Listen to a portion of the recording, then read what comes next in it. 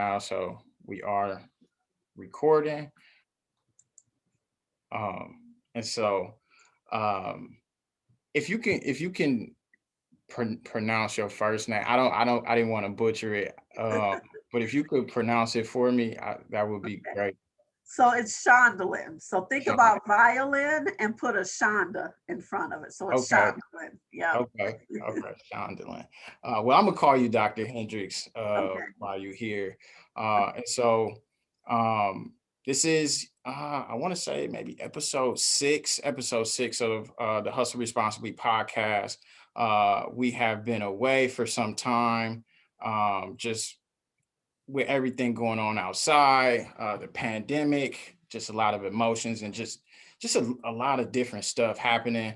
Um, we are transitioning into this virtual setting where here we are via Zoom, but I do have a very, very special guest um, with me this evening, Dr. Hendricks. And so I won't share too much, but I will say that she has a very busy schedule because she has an upcoming election that she is in the running for. But with no further ado, I want to welcome Dr. Hendricks to the Hustle Responsibly platform.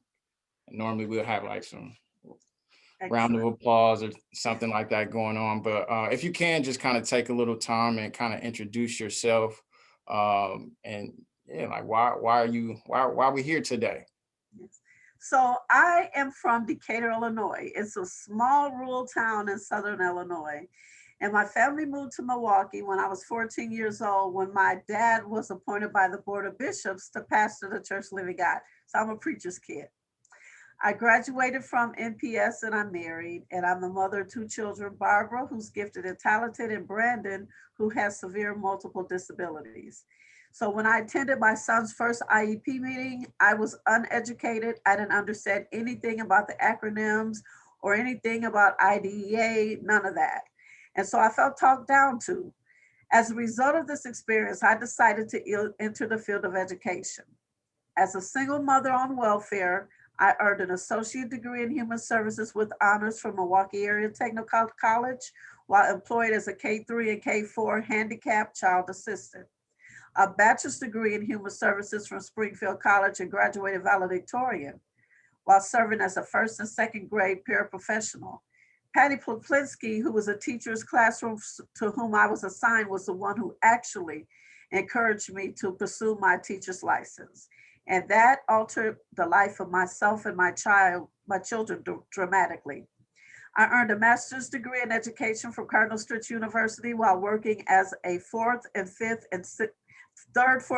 grade third, fourth, and fifth grade special education teacher, an ed specialist degree from National Louis University while serving as a sixth, seventh, and eighth grade special education teacher.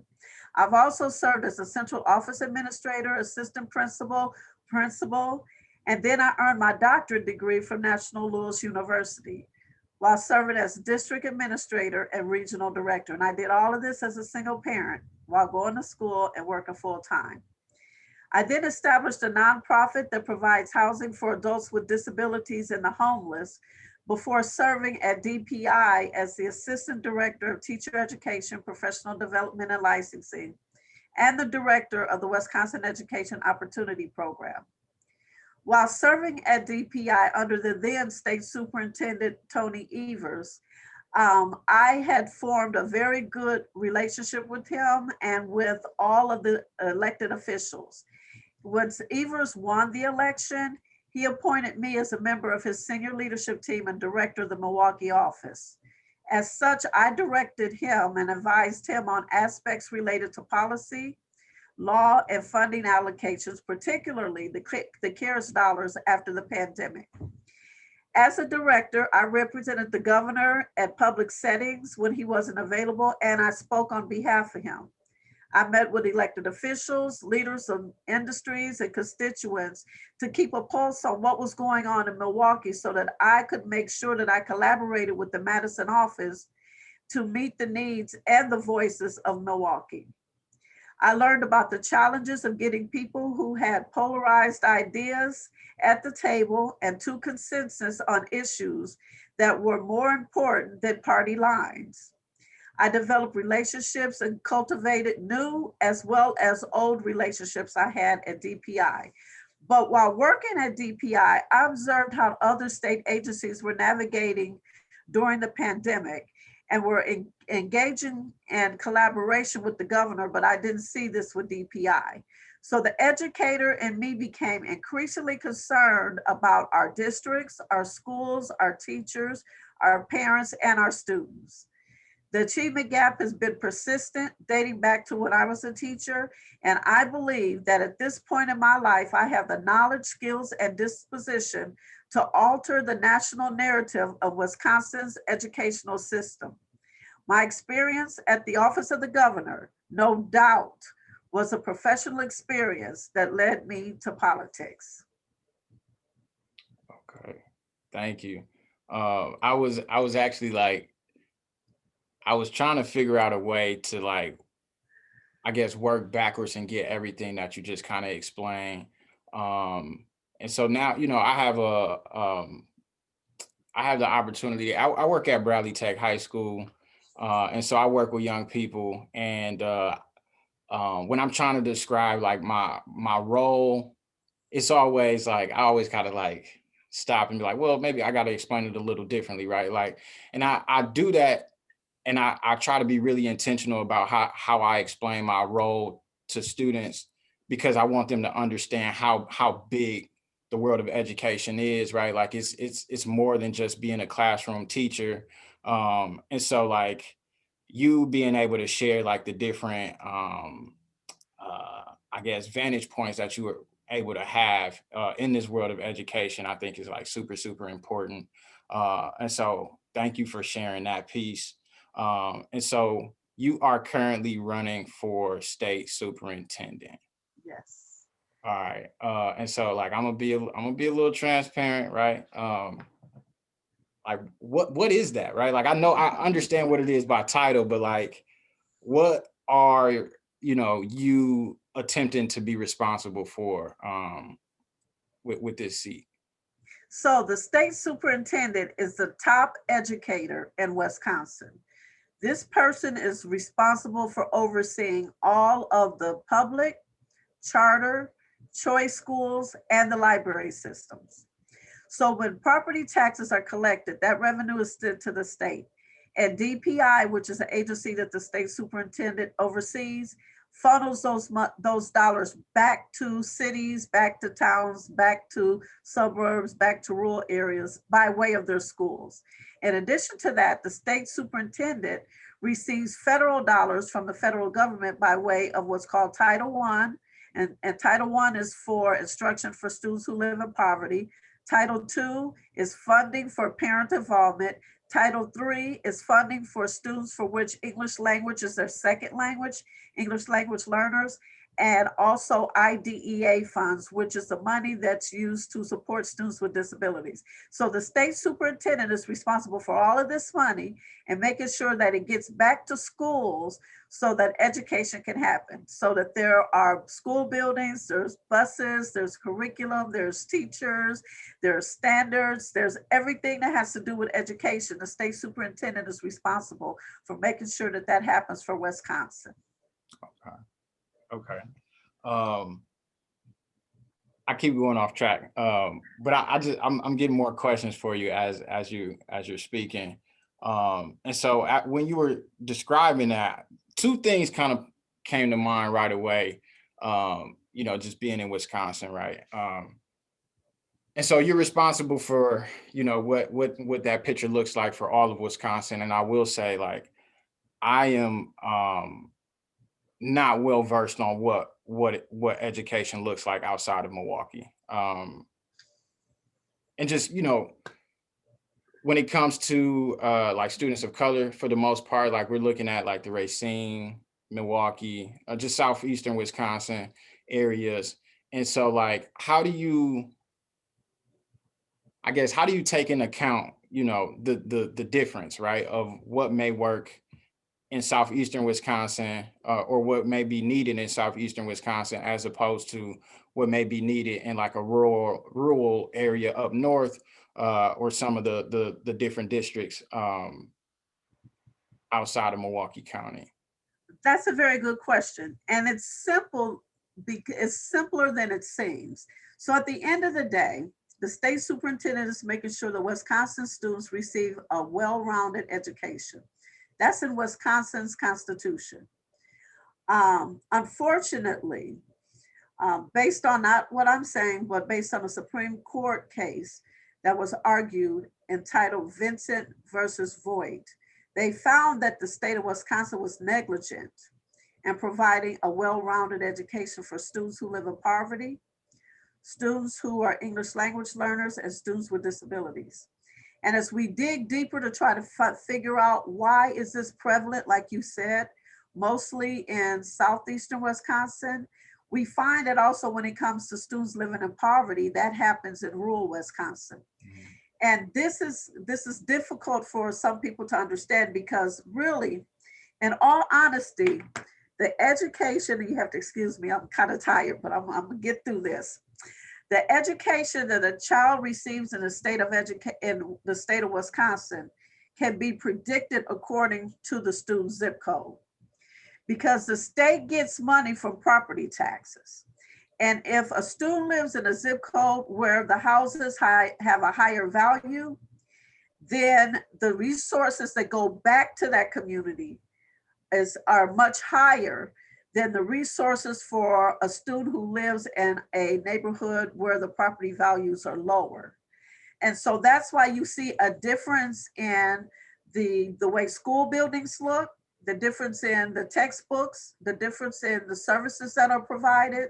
You see differences in the teachers and all of that because funding is not equitably distributed. And the way that a state superintendent finds out what is needed, and what I bring to this table is I grew up in a rural area and I went to school for 14 years of my life in a rural area. So I have experience of what it feels like to live in a rural area. I know what rural Wisconsin needs based on my personal experience, as well as collaborate with other people who live in rural areas. At the same time, I've been in Milwaukee generally since I was 14. I lived in Madison and Oshkosh for a little while, but in Milwaukee for the vast majority of the time. So I know firsthand what's needed in Milwaukee, not only as someone who lived here, but someone who has been an educator here. So what it is a delicate balance of making sure that funds are equitably distributed. Where funds are not needed that much, you don't send extra dollars there. You send dollars where they're needed most. Like what the Supreme Court justice said in that case, more money needs to go where there are more students living in poverty, where there are more students who receive special education services, and where there are more students who have English language learners. But right now, the state is not doing that. So that's why you see the fact that our schools in certain zip codes and in certain neighborhoods are not operating as efficiently, not because of the teacher or the students or the parents or the principal, and not even because of the school district, because funding in Wisconsin is not distributed correctly. As state superintendent, I am going to change that. And that's why it's very important that people vote, because historically we've had state superintendents that come from rural areas, and it's no hit to them. But there's something to be said about the old cliche. If you haven't been there, you don't understand. So that's why it's very important that we have a state superintendent who has had a lot of experience in different areas and who has already worked in those areas. So when I was at DPI, part of my responsibility was working throughout the state, including the rural areas. And that's what I bring to the table that the other candidates don't bring. My experience in rural area, my experience in urban area that equips me with the knowledge and the abilities and the capacity to represent and meet the needs of people who live in those areas. Okay. It kind of bleeds into the next question that I had. You kind of were, hinting at some of it, but like, why does representation, matter so much? And why is it important to kind of like show up like your authentic self? Yeah, so as a Black person, I have navigated systemic inequity, racism, and classism. I've endured microaggressions, macroaggressions, and racial battle syndrome. During my journey, I overcame much of what has either purposely or as an unintended consequence been put in place to prevent me from overcoming poverty.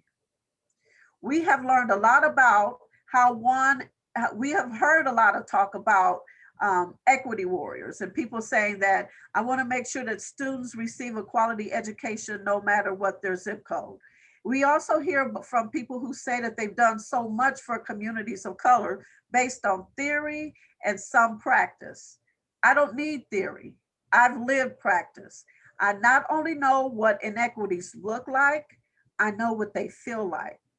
I know what it takes to be removed. I know what changes need to occur, what needs to be removed, whether it was put there purposely or as an unintended consequences. Because just as much harm is done to marginalized populations as outright racism. So I can identify racism and unintended consequences of well-meaning people. This is not something that any of the other candidates have experience in. I'm a Black woman, obviously. I have struggled with two children while on welfare to achieve and arrived where I am as the granddaughter of sharecroppers and a first generation college student. I didn't have another family member with a college degree to call upon to help me navigate higher ed. Like other parents, I wanted my daughter to have a better life and do better than I. So I had to create that example for her. But while I was creating that example for her, I found myself creating an example for other children, my students. And so I understand that to whom much is given, much is required.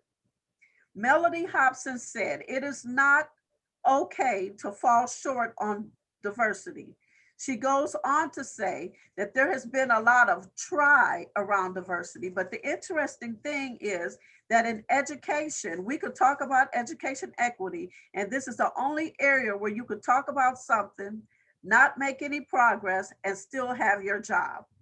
It's time for new leadership, someone like me who is ready to create new trajectories and demolish the current ones. It's time to develop a statewide plan to overcome and eliminate the achievement gap.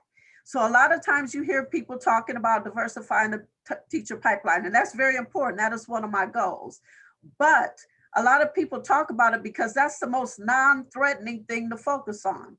By only focusing on increasing the number of teachers of color, then you never blankly state why a diverse pipeline is so important.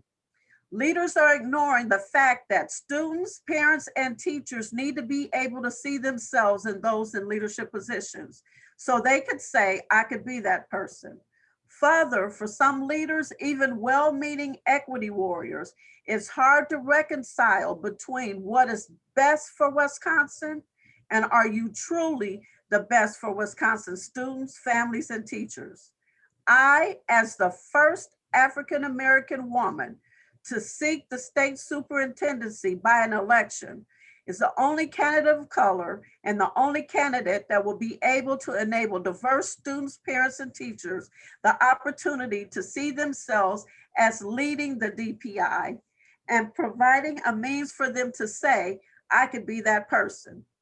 Representation matters because some people can't aspire to be what they don't see, and they don't understand what it takes to get there, if that makes sense.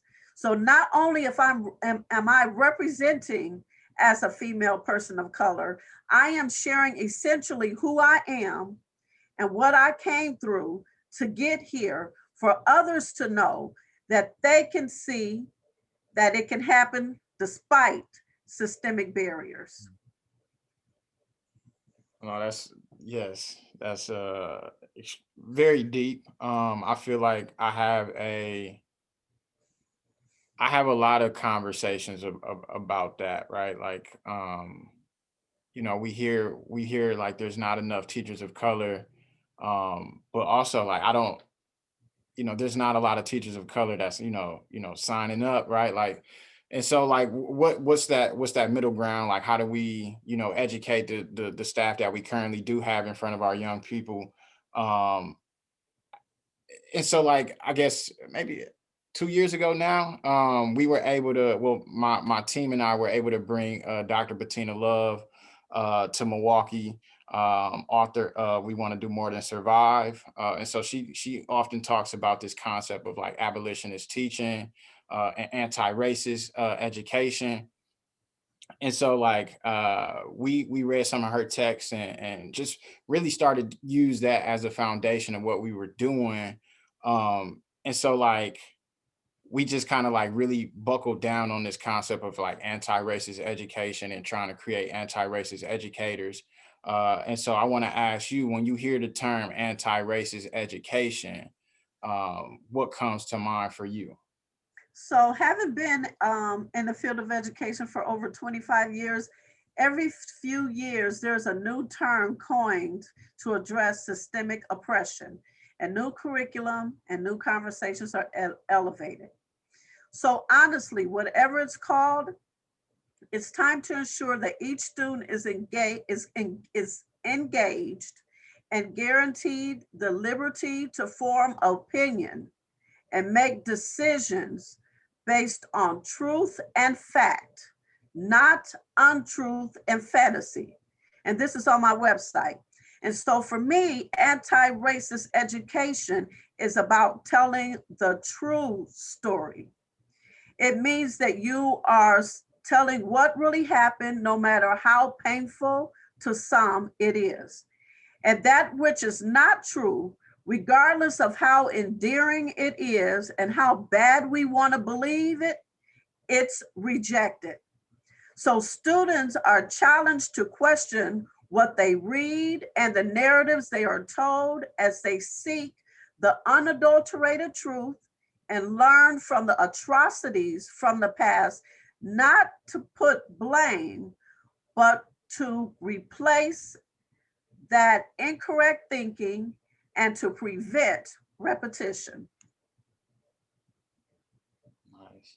Um, so my mother is actually an educator too. So she was in NPS for like 30 some years. And now that I'm, in the space that I'm in now, like we talk about we just talk about education a lot. We talk about and this is something that she always brings to my attention too. Like, well, we used to call it this back in the day, or we called it that. But it seems to be like a consistent thing, right? Like however you all want to label it, we know, these inequities exist, and we know that there's like red tape and like bureaucratic stuff in our way sometimes that don't allow us to get to the nitty gritty. And so like I I appreciate your perspective. And so like another thing that was coming out of some of the works that we were looking into is also like this concept of Black joy.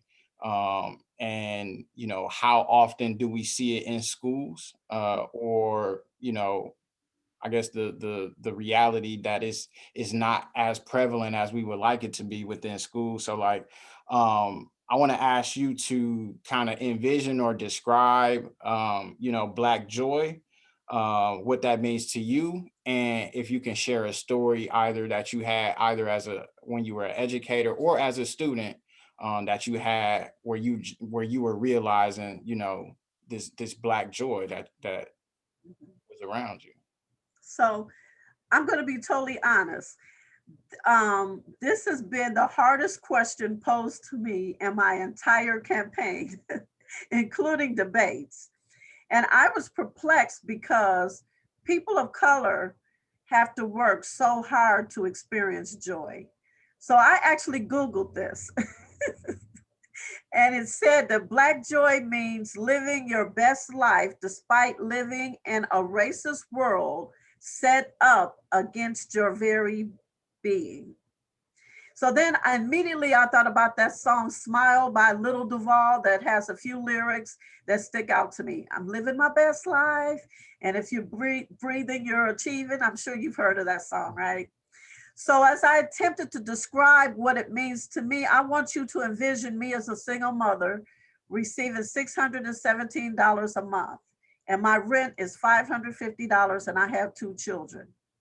In a way, metaphorically, sometimes the only achievement that I had was my ability to breathe, like in that song, when I felt like I was drowning in a sea of poverty and despair.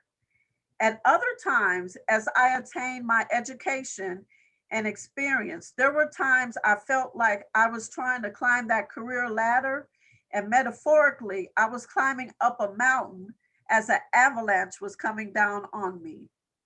Even though then I had a little more money, I still felt stuck in a system that wasn't welcoming to me because of my race. So, with that said, Black joy is my ability to use my relentless drive to make power moves and achieve results despite despite racism, despite classism, despite segregation, despite all of that. So essentially, my ability to run for state superintendent, despite that, even though I have equal and sometimes in cases superior education, knowledge, experience, and skills, there are those who do not believe that I'm qualified because I'm a Black woman. But I run anyway because this is bigger than me. This goes back to our conversation about representation, right? So my first experience of Black joy was when I earned my doctorate degree. I was not 8, 9, 10, 18, 20, 30. I was 40 years old before I experienced my Black joy. A wise woman who was one of my mentors told me something that I carry with me every day. My doctorate degree is not just a piece of paper or title, it's part of my DNA. In the Black community, once upon a time, we rendered high respects to persons who attained a high school diploma because that didn't happen frequently. And as time went on, the attainment of a high school diploma became part of our DNA as more people in our community attained high school diplomas. So then we rendered respect to persons who attained a bachelor's or a master's degree. As time went on, the attainment of a bachelor's or master's degree became part of our DNA as more people in our community attain those degrees. Now we render high respect to persons who attain a doctorate degree, as evident by you calling me Dr. Hendricks and not Miss Hendricks and not Shandowlyon. Inasmuch as only 2% of the population hold doctorate degrees, it still becomes part of the DNA of the person who owns it. My doctorate degree is part of my DNA. So that means my offsprings, my daughter, my granddaughters, my grandchildren, my great grandchildren now have that capacity in their DNA. So I think back to my ancestors from the tribe of Cameroon who came on these shores as slaves. I think back to my great grandmother and my grandparents who worked as sharecroppers, lacking a formal education, not because they didn't want it, but because conditions did not provide them with those opportunities.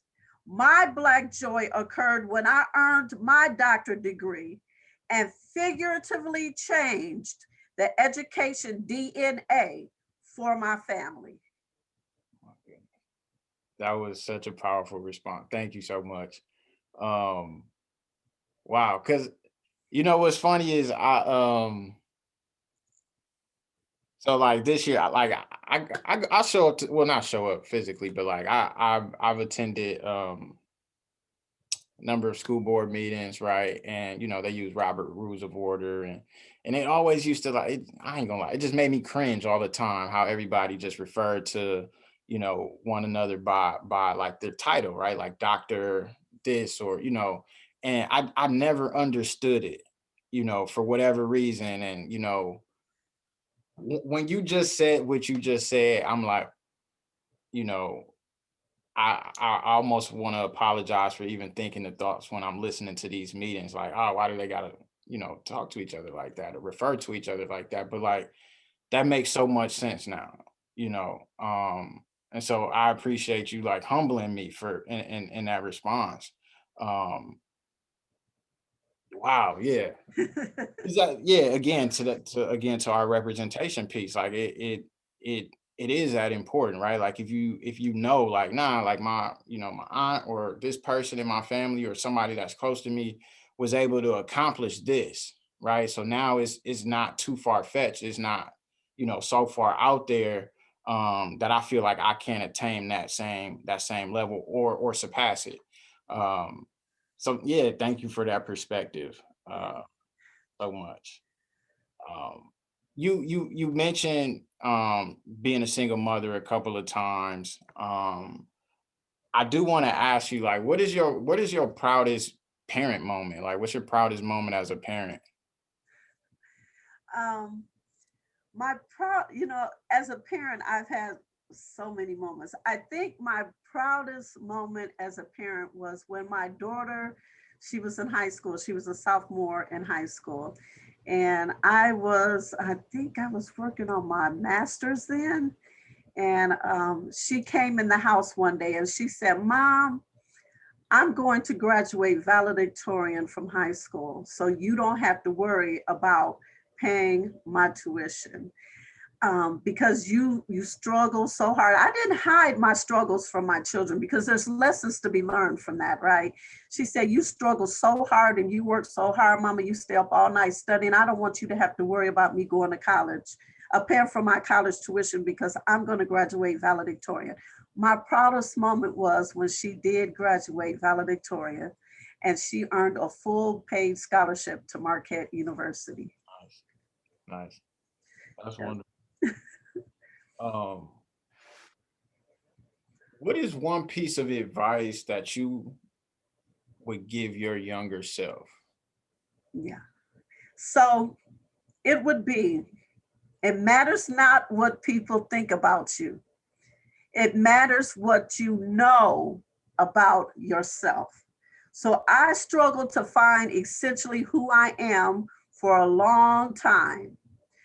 Who I am from the way I walk, the way I talk, my style, my swag, to how I wear my hair. I just really struggled. And I engaged in a process of self discovery that led to the development of my personal leadership statement. I decided that I would spend the rest of my life fulfilling that statement, whether or not I was in a leadership position. Doing so gave me greater clarity as it relates to which opportunities to pursue and a sense of accomplishment when I began to see the positive effects of me impacting others through working my personal leadership statement. And my personal leadership statement is the same today, and I'm carrying this into the campaign and to DPI. It is, I will use my relentless drive to leverage change by any means necessary toward the goal of creating equitable opportunities. Okay. How long has that been in the making? Like, how long did it take you to develop that Oh, stuff? I was well into my adulthood. I probably would say I might have been around 30 when I started toying around with it. I refined it probably around my 40s when I just really figured out that no matter what I do as an educator, whether I'm a teacher or principal, whether I'm not working, whether I'm dealing with people at church or people in the community, that this is what's going to guide my actions when I engage with others. Thank you. Got a couple more questions. A little earlier, you kind of hinted at a mentor that you had, and so like in my role at Tech, I'm actually in a position where I mentor. I'm the site coordinator for the Black and Latino Male Achievement. Uh, Oh, excellent. Ooh. yeah, so for a couple, what is this, my third year now? So for 3 years, we've I've been mentoring. I've been mentoring a group of guys. We got about 30 35 guys in the program. And you know, sometimes I will reflect when I'm talking to, you know, the other coordinators and the guys from the office. I remember one time, Paul Moga, who was a coordinator over at BLMA, um, he asked me one day, was like, like who was a mentor that you had when you were growing up? And um, I'm thinking, and I was just like, yo, I I don't really have one. I never really had one, and now I'm in the position that I'm in now, right? I'm it's like I'm flying a plane while I'm still trying to piece it together, right? Like I don't know because I didn't necessarily have one um who was there for a long period of time. Like I've always had like male figures in my life, but like we didn't have that official agreement. Like I was, you my mentor, I'm the mentee type of thing. And so sometimes I feel kind of lost, but like I'm enjoying the process. So I do want to ask you, like, what role did mentorship play for you? And if there was like a person or a group of individuals that were like really influential in like building who you are now, can you just kind of shed some light on that a little bit? So I have to tell you, I owe so many people for mentoring me. I would not be able to sit here as a candidate for Wisconsin State Superintendent without my village of mentors. I have wonderful parents who taught me everything I needed to know, but my mentors taught me everything I needed to do. So that's the difference. Mhm. Parents provide that parental guidance about what you need to know, but mentors tell you what you need to do. And I cannot even begin to list them, but suffice to say that it was ladies at my church, the Church of Living God, in Decatur, in Chicago, and Wisconsin. The gurus and the wise people from the Metropolitan Milwaukee Alliance of Black School Educators, and my current coach, Dr. Onik, who has poured so much into me that at times it's almost overwhelming to know that he believes so much in me and wishes the best for me unconditionally. So, when along this journey of life, you need someone who holds unconditional, positive regard for you and your future. Because just knowing that someone believes in you and is counting on you to succeed is what one needs in one's lowest points. Because you are accountable to a mentor and you don't want to let that person down by having that person in your life. You have their own personal motivator as well as an accountability agent. So, this is one of the reasons why, in my Bill of Rights for students, I have actually written that every student will have a mentor. And I don't know if you have a mentor because I heard you talk, but if you don't, I could connect you to someone or I could become your mentor because it is just that very important. I'm gonna have to follow up with you for sure. Dr. Onik, actually, he was my middle school principal. So when I went to Morris when he was over there, and I ran into him a couple of times since then. I actually ran into him last year, so like it's always good to see him. I love Dr. Onik for sure. Uh, Yes. okay, I got a true or false question for you. Okay. Um, True or false? Learning is a lifelong responsibility. True. Can you share a little bit more? Absolutely. So a lot of people feel like once you get your doctorate degree, it's called a terminal degree, and that you don't have to do anything else.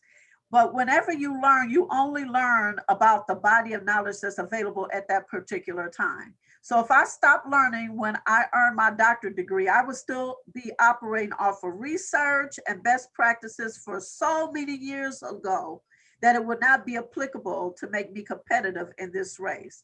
So whether it's taking another class, and I've taken other courses, whether it's engaging in professional development through a conference, and I'm actually attending one online tomorrow about equity and educational funding, whether it's signing up for a seminar, whether it's reading a book, every person has their own responsibility to engage in learning for the entirety of their life until the day they die. Thank you so much. Cause and so I asked that question because every time and this is especially like with my seniors that I'm dealing with, you know, that finish line is in their grasp, right? Like, and they ready to clock out for whatever reason. They put in whatever. I get it. I totally get it. I've been there too. Um, but then it's like I always hear this, like, man, I'm almost done, or I got all my credits, like I don't need to go no more. And I'm always like looking at different ways to like explain that, right? Like it's not over once you know Absolutely not. leave one building, right? Like you're still gonna go into another building, or you're gonna go into another profession, and it starts all over, right? Like the process starts all over. Right. Um and so thank you for sharing that. Um I I'm gonna say I got one more question, right? So like platform hustle responsibly. My personal thing is hustle for me is like it's just a different way to say effort, right? And so I always, everywhere I go, I just say hustle responsibly because like whatever it is that you're doing, give it your all and do it responsibly because we know like the same things that can be our gifts can also be our curses. And Absolutely. so that's just kind of a motto that I carry with myself. But I do ask all my guests and everybody that I have on this platform to, just what's your definition of hustle? Like, how do you define hustle? It's funny you should ask me that. So, you know, I believe that one needs multiple streams of income to make it in society right now. That one paycheck or one job is not going to do it. You have to have what I call a hustle. And what that hustle, of course, it needs to be legal. I'm just going to say that officially. But that hustle should be whatever it is that wakes you up in the morning and gives you that fire in your heart that makes you want to jump out of the bed. Whatever it is that you're dreaming about when you're asleep, you need to let that materialize to a way that it becomes part of what you do and who you are, and it brings you in another stream of income. So I talked about when I had finished working as a regional director, I opened up a nonprofit for adults with disabilities. Did I tell you about that or no? I may not have. No. So when I worked and I finished, I was working as a regional director and decided to try to find housing for my son who's disabled because most of the time children with disabilities live with their parent until the parent dies, and then the family has to figure out who's going to take care of the kid. And so I didn't want that for my son, so I began looking for housing for my son here in Milwaukee. I could not find a group home that I liked. So meeting the needs of children with disabilities, having been a special education, this was something in my heart, and I kept dreaming about group homes. So I started a nonprofit called Project Hope Incorporated. And our nonprofit provides housing for adults with disabilities and also housing for those who are homeless or at risk for becoming homeless. That's my hustle. And right now, my daughter that I told you about, she graduated with a bachelor's from Marquette. She graduated with her master's in business from Concordia. She is now the CEO. So my hustle guaranteed my daughter a career in her own business. So when we say hustle responsibility, when you say hustle responsibly, that means find your passion that not only fulfills an unmet need you have, but a need that the community needs as well, because that's how we're going to lift our community. Project Hope helps the community. So it's not just about another stream of income, it's about adding value to Milwaukee's community, particularly the north side of Milwaukee, which is where I live. Okay. Okay. Well, Dr. Hendricks, I know you had it's a campaign trail for you. You putting in 15, 16-hour days. I know we can probably talk for far much longer than this. But I am gonna let you go. But before you do that, if you could just tell folks where to get in contact with you, where they can see a little bit more of your platform that you're running on, more information about your student bill of rights and all of that good stuff. Where could they go? Where can they keep up with you? Excellent. So I have a website, www.drhendricksforeducation.com. I have a Facebook page at Dr. Hendricks for Education, all spelled out. And then I have a Twitter, and it's Dr. Hendricks, the number 4 ED. On my website, you'll see my platform, you see my Bill of Rights for Students. There's an opportunity, if you want to reach me, to click the contact us button and send me an email with your email or your telephone number for me to contact you back. If you want to join my campaign, it's still not too late. And so those are the three places that you can really keep up track of what we're doing. Okay. I appreciate it. I appreciate that. And that's all we got. Hustle responsibly. We're signing off. We'll see you all next time.